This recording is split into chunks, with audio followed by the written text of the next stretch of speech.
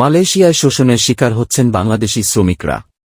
17 বাংলাদেশি বন্দীকে ফেরত পাঠাল মালয়েশিয়া। বিস্তারিত জানতে ভিডিওটি শেষ পর্যন্ত দেখুন। মালয়েশিয়ায় বাংলাদেশি শ্রমিকরা শোষণের শিকার হচ্ছেন।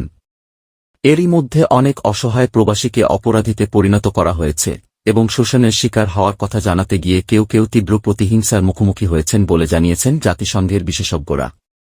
শুক্রবার সুইজারল্যান্ডের জেনেভা থেকে পাঠানো এক বিবৃতিতে তারা এসব কথা বলেন। বিবৃতিতে বলা হয়েছে, মালয়েশিয়ায় বাংলাদেশি শ্রমিকদের পরিস্থিতি অস্থিতিশীল ও অসম্মানজনক। এসব শ্রমিকের মানবাধিকার রক্ষা করতে হবে। প্রবাসীদের ভয়াবহ মানবিক পরিস্থিতি মোকাবেলা এবং তাদের শোষণ, অপরাধীকরণ ও অন্যান্য মানবাধিকার লঙ্ঘন থেকে রক্ষা করার জন্য মালয়েশিয়ায় জরুরি পদক্ষেপ নেওয়া দরকার।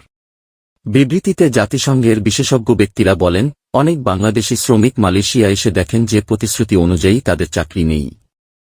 অনেক সময় ভিসার মেয়াদ শেষ হয়ে যাওয়ার পরও সেখানে তাদের থাকতে বাধ্য করা হয়।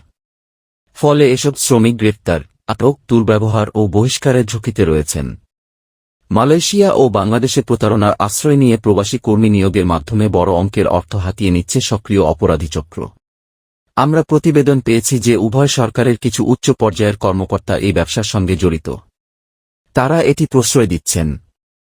এটা অগ্রহণযোগ্য এবং এর অবসান হওয়া দরকার। 17 বাংলাদেশি বন্দীকে ফেরত পাঠাল মালয়েশিয়া। মালয়েশিয়ায় বিভিন্ন সময়ে আটক 17 বাংলাদেশিকে দেশে ফেরত পাঠানো হয়েছে। দেশটির অভিবাসন বিভাগ জানিয়েছে, সাজা শেষ করে তাদের দেশে পাঠানো হয়েছে। রোববার জোহর অভিবাসন বিভাগ এক বিবৃতিতে জানায়, কুয়ালালামপুর আন্তর্জাতিক বিমানবন্দর KLIA থেকে পেকান নেনাস ইমিগ্রেশন ডিটেনশন সেন্টার রবিবার 2 এপ্রিল থেকে 17 বাংলাদেশি আটককে সরাসরি তাদের দেশে ফেরত পাঠানো হয়েছে। গত 8 এপ্রিল ভারত, ফিলিপিন ও পাকিস্তানের আরও 2-5 জনকে একইভাবে তাদের নিজ নিজ দেশে ফেরত পাঠানো হয়। সেই সঙ্গে তারা যেন ফের মালয়েশিয়া প্রবেশে করতে না পারে সেজন্য তাদেরকে কালো তালিকাভুক্ত করা হয়।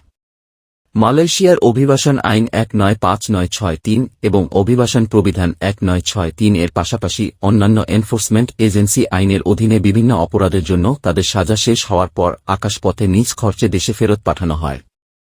এছাড়া ইন্দোনেশিয়া, সিঙ্গাপুর, চীন, মিয়ানমার, থাইল্যান্ড সহ অন্যান্য দেশের নাগরিকদেরও রমজানে পেকান নেনাস ইমিগ্রেশন ডিপো থেকে ফেরত পাঠানো হয়েছে।